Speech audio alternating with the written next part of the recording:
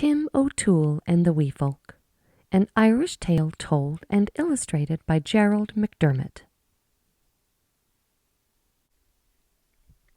Published by Viking. In a little cottage on a little hill at the end of a little lane in Donegal lived Tim O'Toole and his wife Kathleen. Tim and Kate were so poor they had not a penny or a potato between them. Their children ate porridge for supper. Even the mice were thin from want of food, and the cat wouldn't bother with chasing the creatures.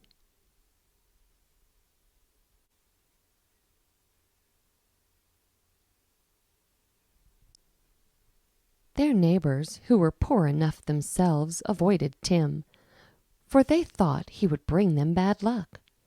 Things went from bad to worse, until one day there was not a crumb or a drop left in the house. "Tim O'Toole," said Kate, "I can stand no more of being poor, and you sitting around bemoaning your fate. You must go out and find work like a decent man and take us out of this poverty."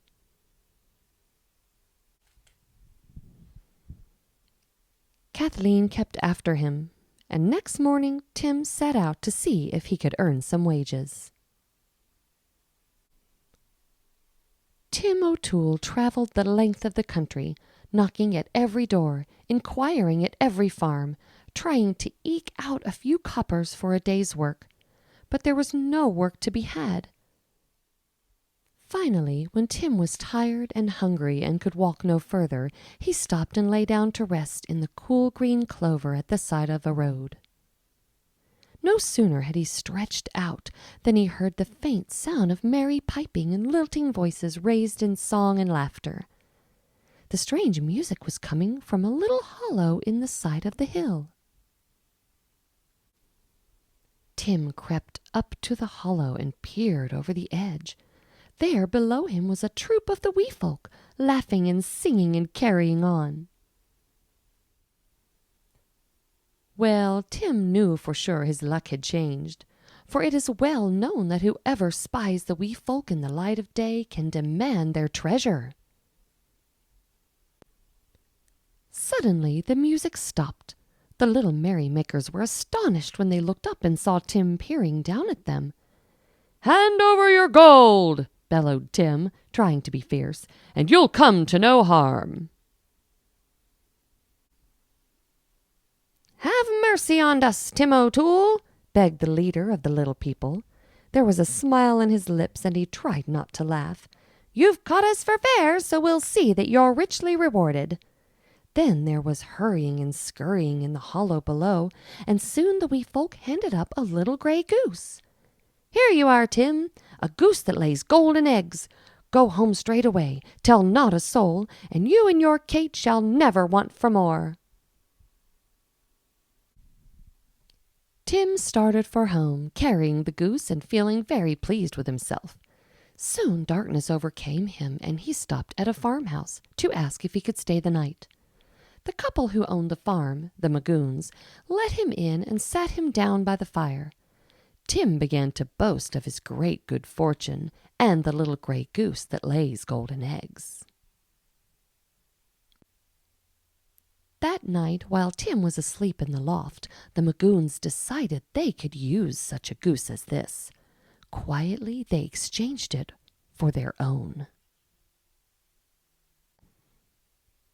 Tim was none the wiser for it, and in the morning went happily homeward, carrying the goose he thought would bring him great wealth. When he got home, he put the bird on the table. "Is this all you've to show for being gone these 3 days?" asked Kathleen. "But, darlin', this is no ordinary goose," said Tim. "This one lays golden eggs." Well, the short of it is, they waited a long, long time, and as you might guess, the goose did no such thing. "They've cheated me!" howled Tim, and he marched off in a terrible temper to give the little people what for. When he finally reached their hiding place, he was still angry. "Golden eggs, is it?" cried Tim to the wee folk. "That goose you gave me laid no eggs at all." "This is curious indeed," said their startled leader. Then the little man wrinkled his nose and gave a sly smile. "Tim, wait but a moment, and we'll make good your reward." There was hurrying and scurrying in the hollow below. A moment later the wee folk brought forth a fine linen tablecloth and spread it in front of Tim. In the wink of an eye it was covered with bounteous food and drink, the likes of which he had never seen before.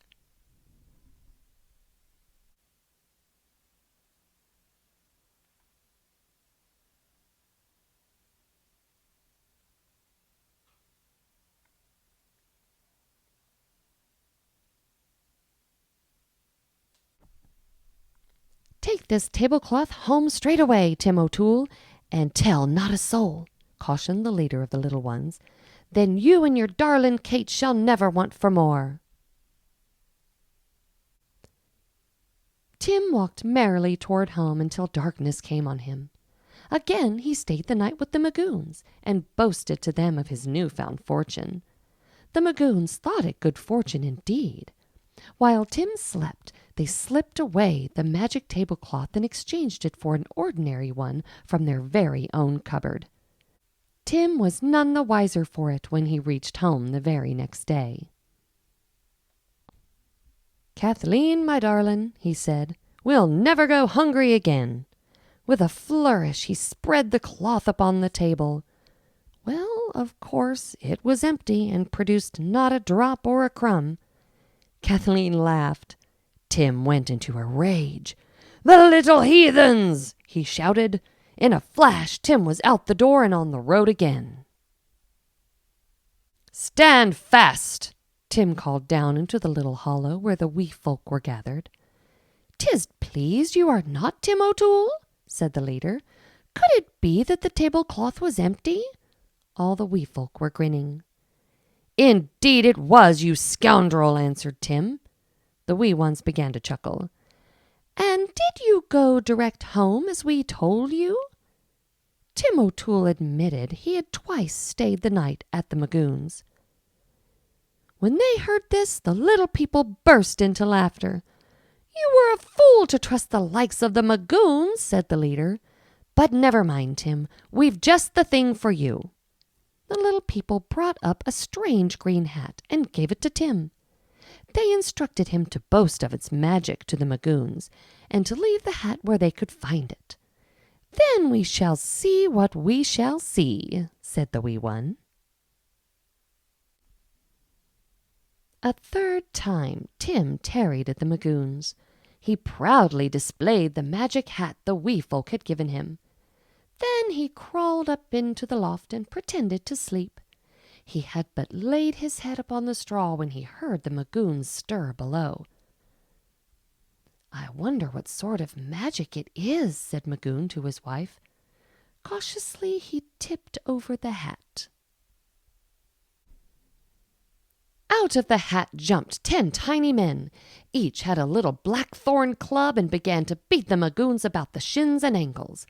The couple whooped and hollered and danced all around the room, trying to escape the blows of the wee folk. Lay off, begged Magoon. "Tell your henchmen to have mercy, O'Toole." "Give me my linen tablecloth and my little grey goose, and I'll leave you in peace," said Tim, laughing all the while. The Magoons gave back what they had taken. Tim put on his hat, tucked the little grey goose under one arm, draped the tablecloth over the other arm, and headed for home. When Tim arrived, he spread the tablecloth before Kathleen and set down the goose in the middle of it. The bird honked and laid a golden egg. Then the most delectable eatables and drinkables began magically to appear on the table. "Kathleen, my darlin'," said Tim, "we are happy at last." Or so Tim thought. Folks from all parts soon heard of the O'Tooles' good fortune and crowded in to see the wondrous goose. Their little cottage filled up with neighbors until there was no place left to sit or stand. Everyone helped themselves to the never-ending supply of eatables and drinkables. "I never knew we had so many friends," said Tim. but I think it's time the party was at an end."